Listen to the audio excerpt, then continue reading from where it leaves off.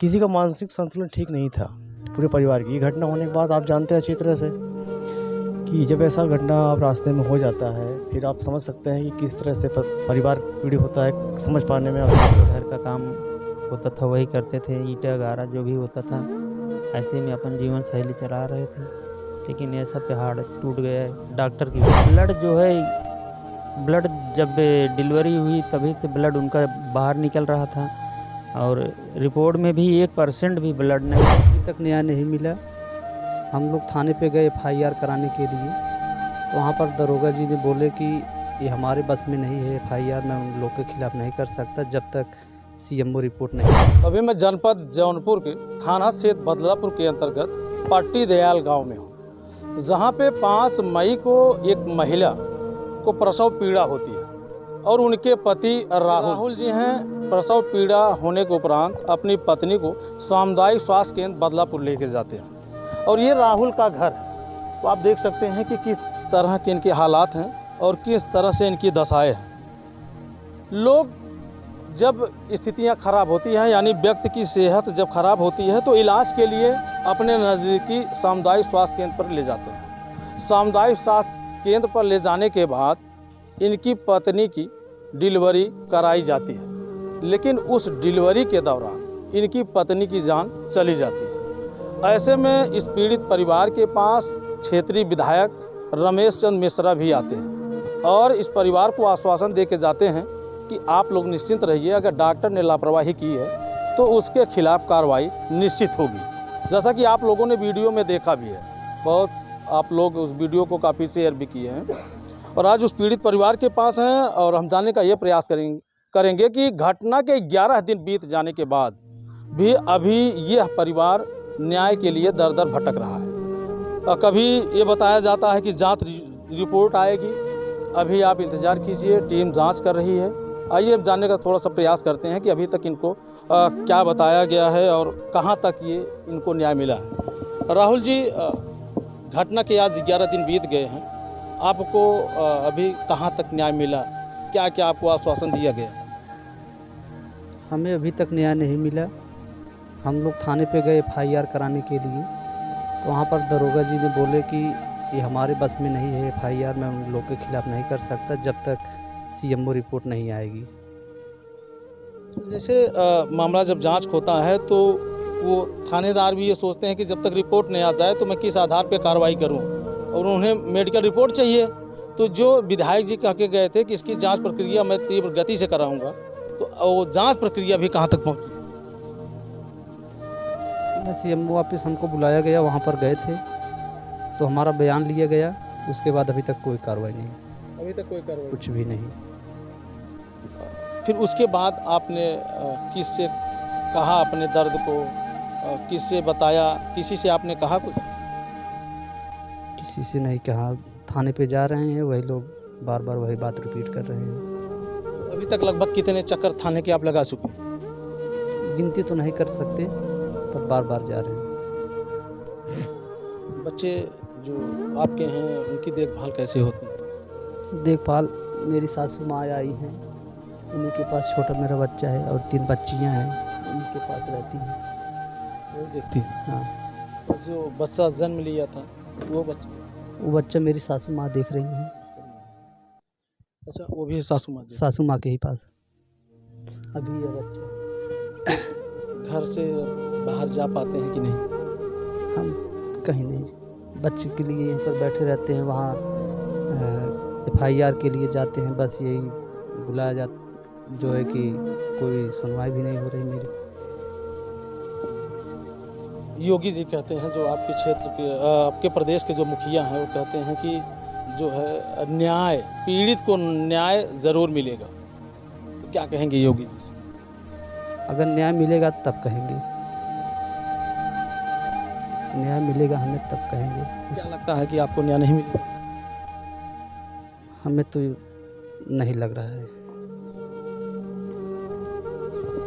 आप राहुल के पिता?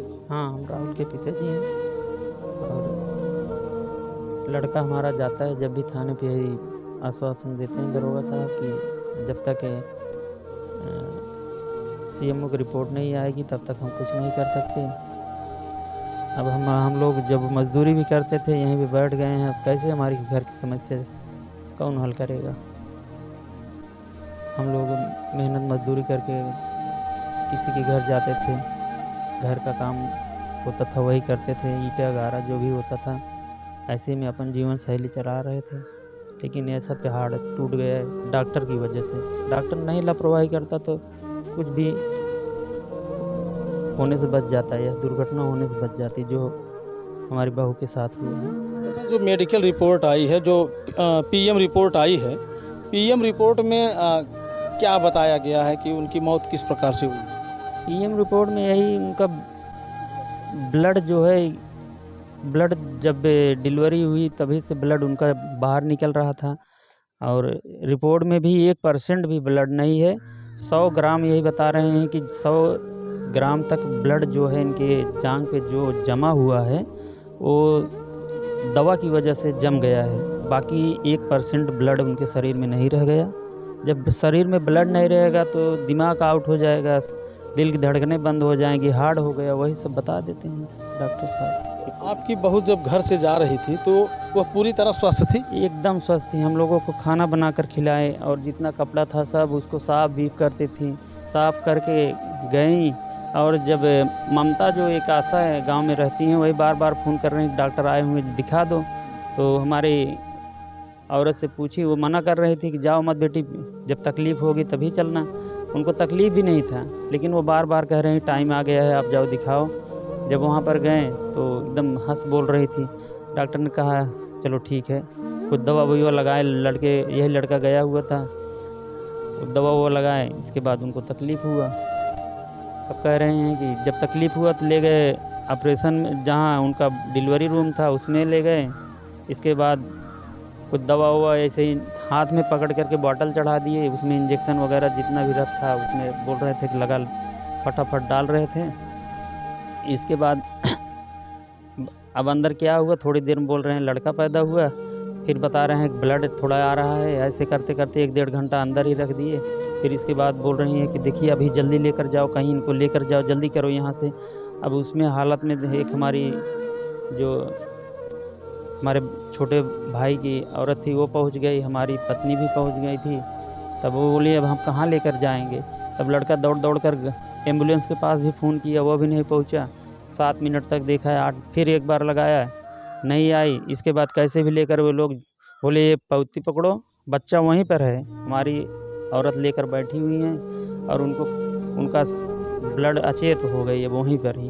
तब प्राइवेट से एक एम्बुलेंस मिली, वही लेकर भागे। और रास्ते जाते जाते जहाँ भी देख रहे हैं उनकी आंखें एकदम बंद हो गई, सांस भी सब बंद है।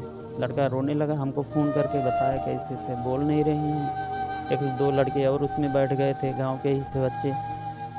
गए कहीं रास्ते में कोई दिखा देते थे, कोई डॉक्टर मिली तो उसमें दिखा, बोले लेकर जल्दी यहाँ से हटो। अब उनके अंदर जान नहीं रही। नहीं रह गई। अच्छा राहुल, जैसे जब आपकी पत्नी ये दुनिया छोड़ती हैं, यानी जब उनकी जान चली जाती है, तो उस समय आपके पास विधायक भी फ़ोन करते हैं कि आप लोग शांति बना के रखिए और आपके साथ न्याय हो। उस समय हम पीड़ित रहे, हमसे ना बात हो पा रही, पर चच्चा बतला रहे।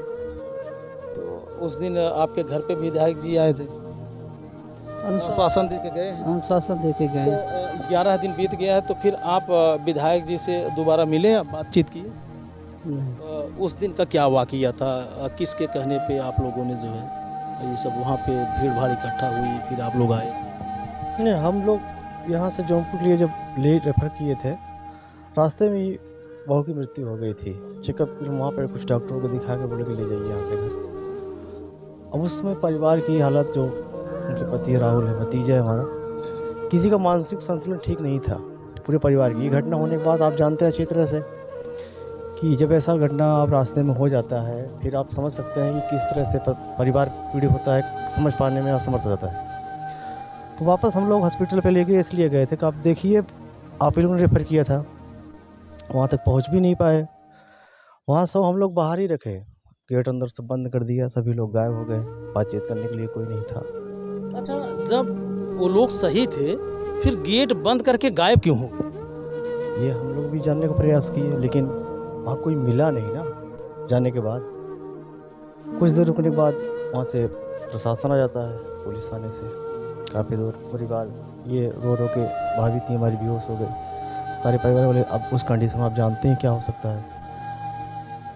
उसके बाद काफ़ी लोग आए, डॉक्टर साहब संजय भी आए, थाने से एसओ साहब भी आए, विधायक जी का फ़ोन आया। बात हम ही ने की, उन्होंने आश्वासन दिया कि जो भी इसका जिम्मेदार बिना जिम्मेदारी से इसका जो भी निभाया है उसके ऊपर कड़ी कार्रवाई होगी। लेकिन अभी तक हम लोग भटक रहे हैं, कभी सीएमओ ऑफिस, कभी थाने पे, लेकिन कहीं कुछ नहीं। या फिर दोबारा आप विधायक जी से संपर्क किए?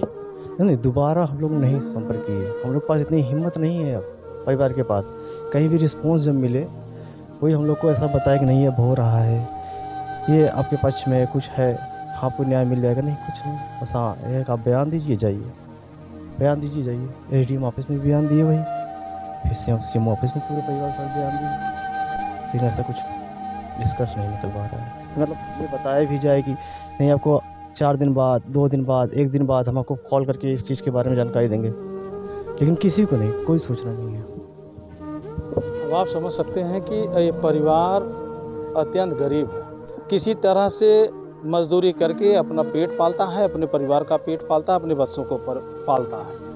और घटना घटने की वजह से ये परिवार और पूरी तरह से टूट चुका है और न्याय की आस के लिए दर दर ठोकरें खा रहा है। अब जनपद जौनपुर के डीएम महोदय से मैं गुजारिश करना चाहूँगा कि अगर आप तक यह संदेश पहुँचता है, अगर आप तक ये वीडियो पहुँचती है, तो आप इस मामले को संज्ञान में लीजिए और इस गरीब परिवार के साथ न्याय कीजिए।